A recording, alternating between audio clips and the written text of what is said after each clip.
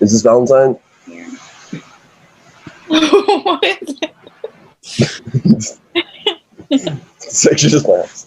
Is there like a specific source you want us to use to look at our poem or sonnets? No, they should all be about the same, as long as you get Billy Shakes. Billy Shakes. Dude, that's wow. I think this will end up being several smaller episodes, so that we can have short episodes as well as our longer episodes, and also because why not? Why not? Why not? This And then is maybe crazy. someday we'll have read all of them, which will be pretty cool. There's there's 154 sonnets, and we're doing maybe 6 today, maybe more if we feel like it. So we have 149 more to go. That's it. We read the Iliad, to be honest with you. That's probably way. I think they're great, but to introduce them, there's a few things that we can talk about first. So first of all, they are timely because it is most likely that Shakespeare wrote these in quarantine due to the plague. So look at that. It's a metaphor. Too. Yeah. Should I put Scrappy-Doo back? I'm putting Scrappy-Doo back. Scrappy-Doo attack. Oh my God. What if you just used a normal background? Yeah. Or like, It's kind of setting the mood for me. It's just in the mood for you. Yo, Scrappy-Doo sets the mood. You're not even ready for this one, dude. You know, that is Fuck it. Not that not much better. No. All right. We'll just keep. How about we just keep it cash? We just keep it. The fish. no. If You don't like the fish? You just think it's a Yeah, fish. just one fish behind. Oh, Well, we have 2 now. no. He's moving. Oh my gosh. Fish. Put your head like on the other side of the screen so that you cover the fish and then it's just blue. Yeah. You want me? Oh! I broke the chair. Okay. There we go. Yeah, my chair broke. All right. So Shakespeare wrote these sonnets during the plague. Most likely, we don't have a lot of information. It is most likely that he didn't ever want them to be published. They seem to have been published without his consent. The first publication, there were lots of spelling errors, lots of issues with it. So it seems like he did not do that. It seems like a friend probably took them and published them without his consent. It was also only a few years before his death, so who knows. The first 127 of these sonnets are directed at a young man, often called young man or fair youth.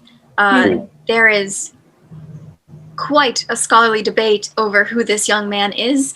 There are several options. No one knows for sure. Same with the person who takes up the grand majority of the rest of the sonnets, the Dark Lady.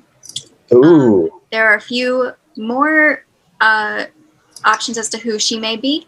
For instance, there was a woman who was married to a poet friend of William Shakespeare, so it suggested that the male poet was the young man and that his wife was the Dark Lady, and that they had like a love triangle situation going on.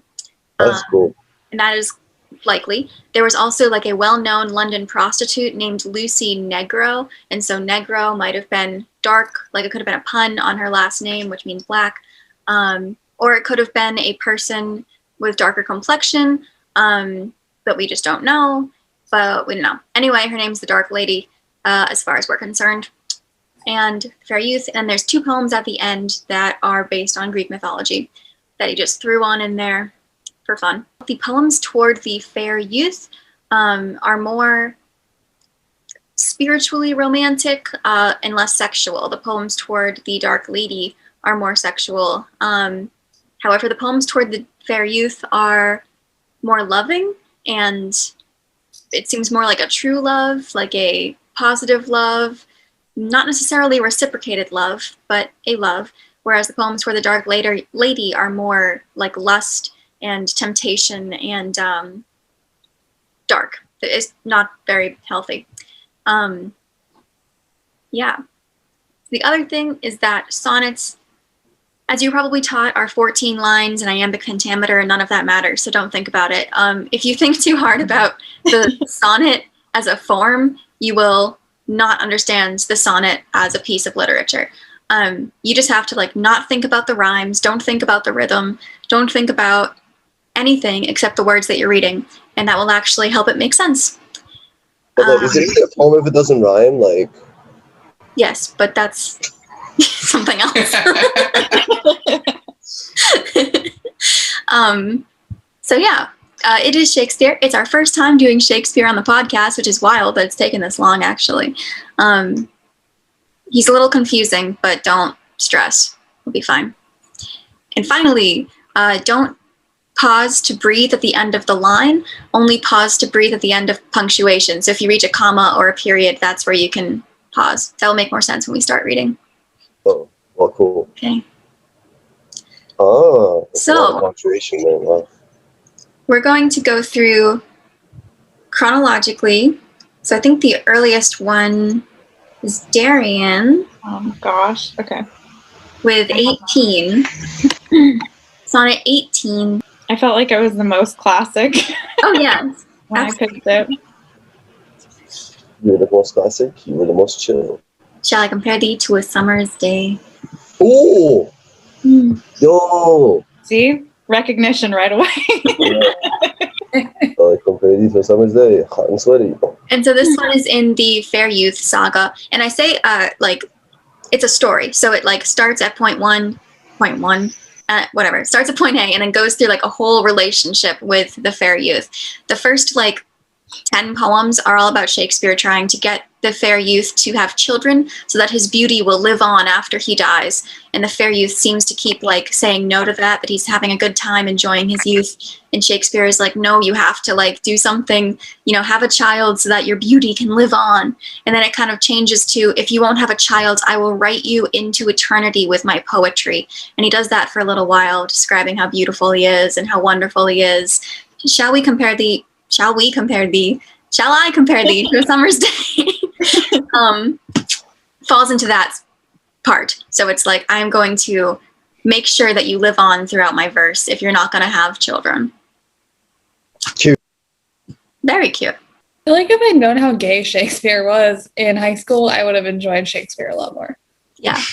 Probably. I gotta say. Achilles and Patroclus guest star in a Shakespeare play, by the way, and they're definitely gay. Told me that makes sense. That's just that. We don't already know that one. Yeah, we knew that one already. The All right. said, So whenever you're ready. First millennial. Okay, shall I compare thee to a summer's day? Shall I compare thee to a summer's day? Thou art more lovely and more temperate. Rough winds do shake the darling buds of May, and summer's lease hath all too short a date. Sometime too hot the eye of heaven shines, and often is his gold complexion dimmed. And every fair from fair sometime declines, by chance or nature's changing course untrimmed. But thy eternal summer shall not fade, nor lose possession of that fair thou out'st. Nor shall death brag thou wanderest in his shade, when in eternal lines to time thou growst. So long as men can breathe or eyes can see, so long lives this, and this gives life to thee. Yay! I don't like all those Yeah. It's funny because I just said don't stop at the end of every line, but the end of every line in this poem has punctuation. So Yeah, I did notice that as you were saying. Yeah, but good job. So we'll walk through it piece by piece. Piece it out. So shall I compare thee, which means you, to a summer's day? Thou also means you. Art more lovely and more temperate. Art just means art. I really should do like a vocabulary thing in a video someday. But anyway, thou, thee, thy, thine, all of those all basically mean you. So if you see any of them, just think you. I have a question. Yes. I have a question. Okay, so are these used different levels of respect, or Yeah. Thy and thou and thee are actually less respectful than you. You wouldn't think, but that's how it is. Interesting. And is there like a like? Do you know the context in which ones use which? In which what? Like in which one you use when, if that makes sense. Like you talk to a certain person. It's kind of like in other Romance languages, like in Spanish and Italian, you would use lei, or in Italian anyway, you'd use lei to like a respectful or someone you don't know as well. You would use thee or thy only with people that you know really well. So either your family, your friends, or someone younger than you or less important than you. He wants to compare the boy, the youth, to a summer's day, but immediately the author realizes that you are more lovely than a summer's day. So comparing you to a summer's day is kind of pointless because it doesn't do anything. You're already more beautiful than a summer's day. And then he'll prove his point. Rough winds do shake the darling buds of May, and summer's lease hath all too short a date. Sometime too hot, the eye of heaven shines, and often is his gold complexion dimmed. And every fair from fair sometime declines by chance or nature's changing course untrimmed. So summer is often ruined by rough winds. The days don't last as long as you want them to. Sometimes it's too hot. Sometimes the light is dim. So comparing you to a summer's day doesn't really do you any justice. But, and this is, let me see, make sure, 1, 2, 3, 4, 5, 6, 7, 8, 9. Yeah, so in between the 8th and 9th line, there's usually a twist or a turn called a volta in the story of the sonnet. Pretty much, it's a plot twist that usually happens around this point. So, point 1 is I can't really compare you to a summer's day because it's not as good. Now he's moving on to point 2. But thy, you, but your eternal summer shall not fade, nor lose possession of that fair thou owest, which means owe. So, your summer is not going to fade, unlike real summer.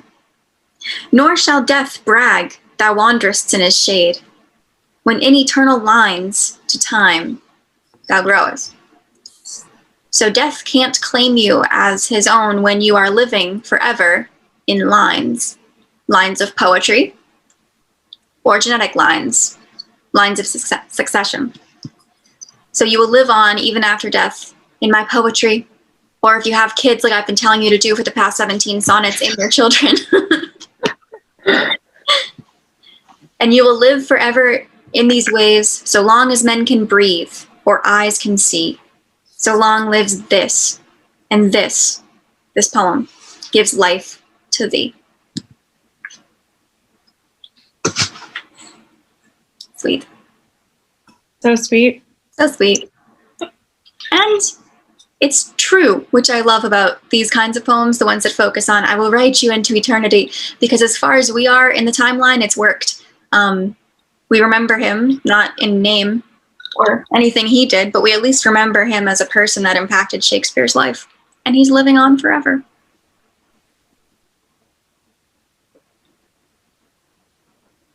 So sweet. So sweet. Who was this person in relation to Shakespeare? Who was the person in relation to Shakespeare? It's unclear. Huh. The fair youth could be, there's theories. Oscar Wilde assumed that it was, I'll put the name here, Willie something, an actor in one of Shakespeare's plays. And he was an actor who often played the female roles, which means that he was younger, because usually it was before boys' voices changed. That said, boys' voices changed a lot later than they do now because of nutrition and blah, blah, blah, blah, blah. So he would have been like maybe 17, 18, whatever. Young, you know, maybe not a full beard yet, not changed voice.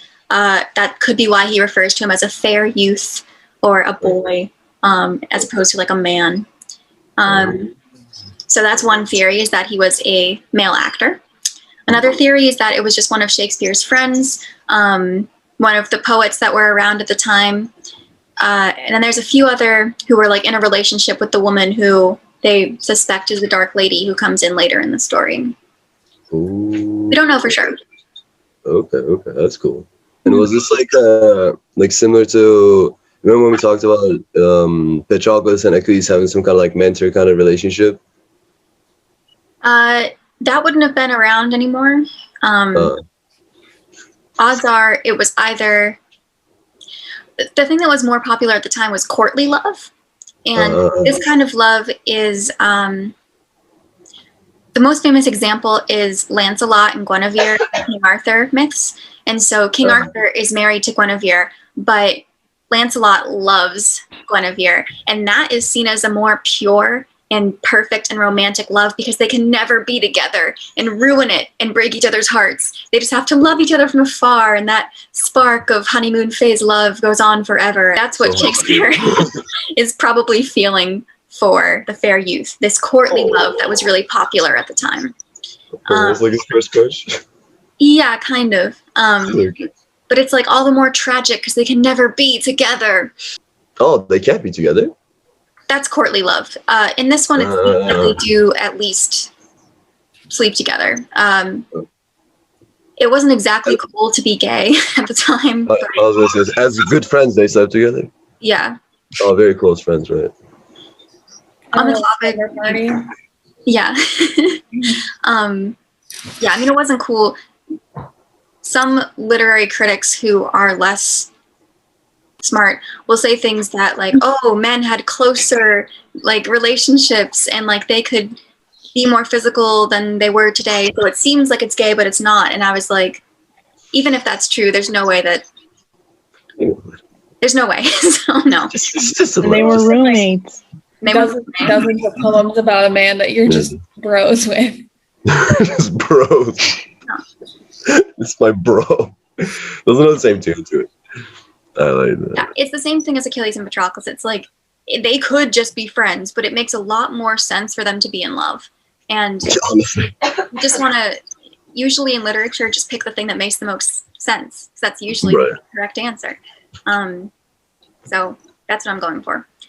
You're more lovely than the best things about summer, and you will live on in eternity in my poetry, but no homo. Yeah, you're like such a good bro, you know? You're just so tight. Yeah. More lovely and more temperate. Yeah. 6 feet apart in the hot tub, but like you're in eternity because you're that hot. Did they have hot tubs back then? Oh yeah. Yeah, dude, of course, dude. You are so handsome and every part of you is beautiful and perfect, but not in a gay way. Full straight. No. Straight, right? Only Just friend. please have kids, I'm begging you. Imagine telling it to a friend. Colin, you're beautiful. I can't have you, but please have kids. I want to see your kids. Yeah. I like it. What good friends.